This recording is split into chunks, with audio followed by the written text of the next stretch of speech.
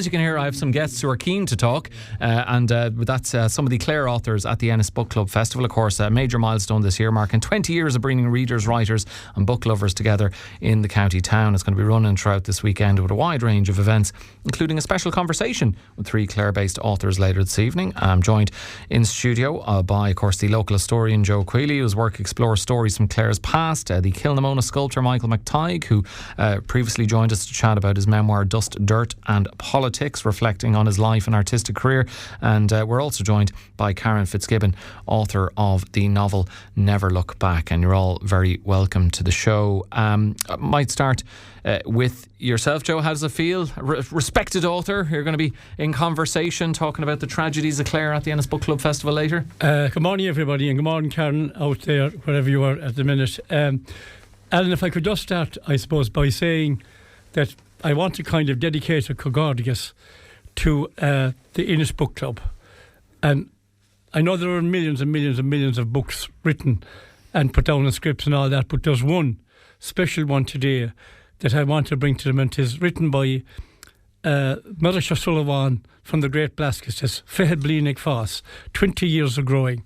And I want to dedicate that to the committee of Francis O'Gorman and Mary Kennelly and Michael Keneally and all the people up to Martina and Breed Hayes and all of them that have gathered this thing of beauty in a world of turmoil now, you know, and going back as well, and that have gathered this. And I want to bring that word from the Blaskets of 20 years of growing, Fehed Blinig Foss, that beauty of what you are doing to give Michael here by the side of me and Karen and all the people a chance, the local people a chance to show, I suppose, what we can do.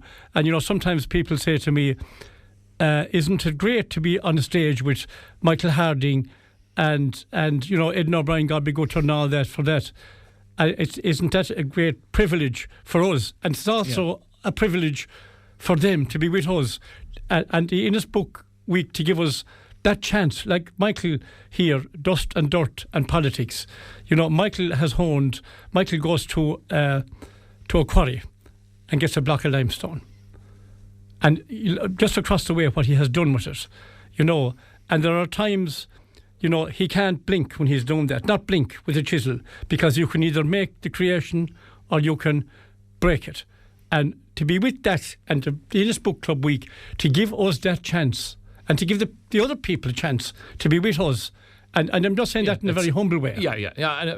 That's a nice little tip. Never to have an eye staring contest with you anyway, Michael. Did you pay him to say all that? God, no, but I'll have to look after him afterwards. But it's a very good point that Joe makes, because, you know, the Book Club Festival, brilliant lineup of national, international writers. Indeed, we were joined by Dr. Mary Cassidy recently on the show. But to give a space to, you know, the writing talent in Clare is fantastic and a wonderful opportunity. It should be a great occasion later on in the conversation with Dermot DeFuicha, and to be able to interact with the audience who might have questions about reading Dust, Dirt and Politics. Yeah, Joe hit the nail on the head there. I never looked upon myself as a writer, so I'm giddy and overwhelmed to be in the company of people like Joe and Karen, and again, we owe it to the Book Club. It's a mutual Festival. backslapping contest going on here. And furthermore, but I never regarded myself as a writer, like, and somebody or other said it's well written, so sure, who might have doubted him if they said so. Yeah. But it's a great privilege to get away from the graveyard and be in here amongst people and to be regarded as a writer. And, you know, the fact that the public support this festival in big numbers is a testimony to the success and the longevity of it, and it's just a great privilege to be part of it. Yeah, no doubt, and I'm sure, Karen, you feel the same. You know, and it's the variety in the 3 of your books. You know, Joe's Tragedies of Clare focuses on powerful stories from local history. Michael's in the title Dust, Dirt and Politics, his work as a sculptor, and also his life in politics as well. Your novel Never Look Back begins with a very dramatic premise: a young mother disappearing from a train station, leaving her newborn behind. Can you talk to us a bit about how that idea came to you and how much work went into weaving the story together, the secrets, the deception and danger and suspense?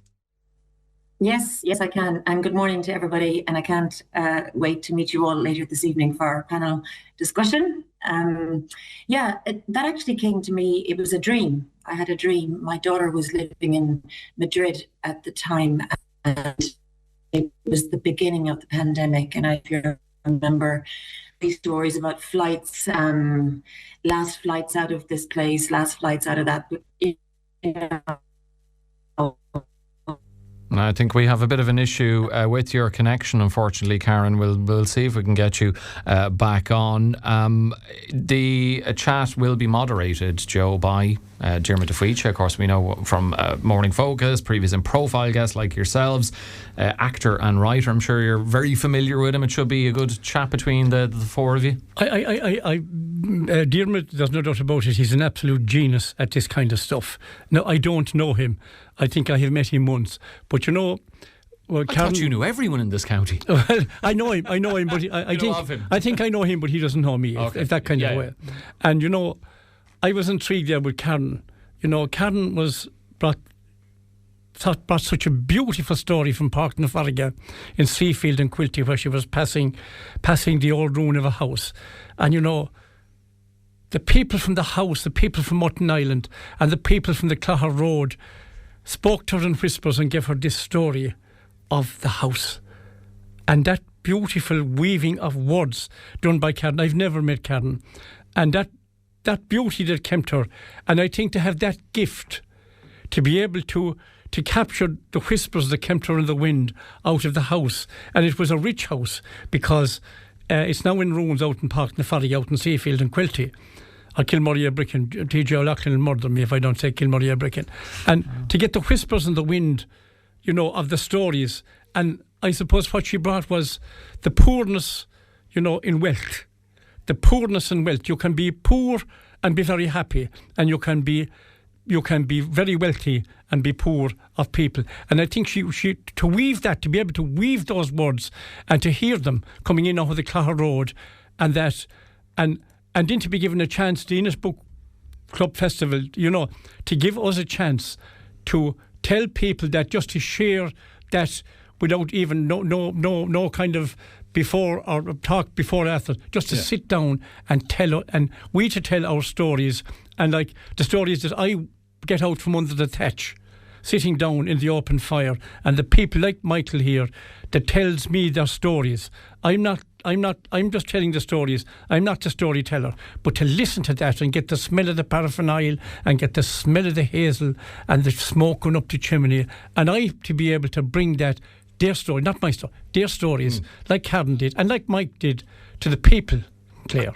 And Karen back with us. So Karen, I don't know if you hired a publicist for your book, but you could have saved money. You just asked Joe there. He's done a great job of bigging you up.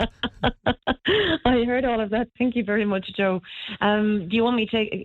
I'm not sure how much you heard from earlier. Yeah, maybe. We heard a little bit, but maybe just flesh out a little bit for us the background to Never Look Back. It was a dream. I had a dream that I went to visit my daughter in Madrid, and that she wasn't communicating with me. She had stopped messaging me, so I just thought I'd go and see what's going on. And when I knocked on the door, she was holding this little tiny baby. And I said, okay, I'm going to bring you home. And at the airport, there was chaos. Everybody was trying to leave because it was the beginning of the pandemic.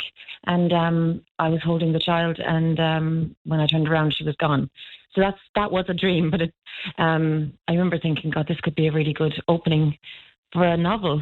But I couldn't have her in an airport because the baby wouldn't have had a passport. So I had to move everything to Ireland. And so that's where the idea came from. The daughter is attending university in Belfast. The mum pays a surprise visit, and she finds her with a small child. So on the way back to Limerick, she disappears in Colbert Station. And that's where the story really begins. Where did she go? Who did she go with?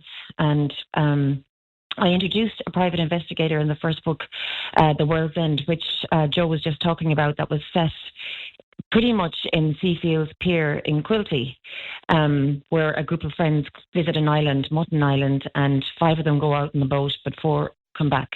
And I needed a private investigator to solve what had happened. So that's where Lana Bowen came in, and then she appears again in book 2 and book 3. But in book 2, she traces the young girl to London, and that's where a lot of secrets unfold. So it was a dream. And from such small acorns do great things grow, and a really intriguing idea for a book. The kind of start that just demands that you finish reading it. The event this evening from 6, Mike McTigue, should be good fun. I'm sure there'll be a bit of crack between the three of you and Dermot DeFeacha, but it'd be nice to interact with the audience and hear their thoughts on what you've written, as long as they're positive. Yeah, well, it's a new experience for me, but I feel like Joe has made me feel very much at home, and I'm looking forward to meeting Karen. And he said, like, the way we relate stories, to your good self years ago, I said, Ellen, there was a book in me, and it dawned me, I had faith in you, Michael. I didn't think I'd put it together typing with 2 fingers, but I got there. But the stories that would come to you, I won't go into now, but like today I was lettering Charlie Haughey's headstone above in the shed in Kilnamona, and an old woman came in, May Cairn, a great character, and she touched the headstone like it was a holy relic. I'm not making this up. He was the good man that looked after the old people. Saint Charlie. Well, look, you can hear more of that kind of stuff later on. Michael, holy relic, Mike. Remind people where it's going to be taking place. I think from 6 o'clock. It's 6 o'clock in the Church of Ireland in Bindon Street, and look, everyone comes out, because it's not just Mike and myself and Karen, it's all of us together. Yeah. We're sharing the word, and people will be firing questions at us, but I think it is to share, in my case it is to share the smoke and the paraffin and the turf. In Michael's case, it is the dust and the lime, and it's the politics and the petty whackery and all that's went on, and I don't mean that in a bad way. That's like an alternative title. And Karen to bring the voice of Mutton Island to the like. Isn't that so special for everybody to come out? And the big thing is, to support the Ennis, to support the festival, to give support to the people of the festival. These are volunteers, Martina and Breed Hayes and all those. These are people that have 20 years put into those things to give people the opportunity to come out, just to come out and sit down and be part of it. Not Mike Cadden. We're all part of it. Let's all, and they have shown stories to share with us as well in the questions and answers and whatever. And come out and do that. It should be a great event. So that's later on from 6. The lads and Karen in conversation. It's only for an hour as well, It's only for an hour, from 6 to 7. The lads and Karen in conversation with Dermot DeFeacha as part of the Ennis Book Club Festival. And we know there are plenty of other great events on. We've spoken to some of the other fantastic writers who are going to feature as part of it. Thanks to Mike McTigue, Karen Fitzgibbon and Joe Queally for joining me on Friday's Morning Focus.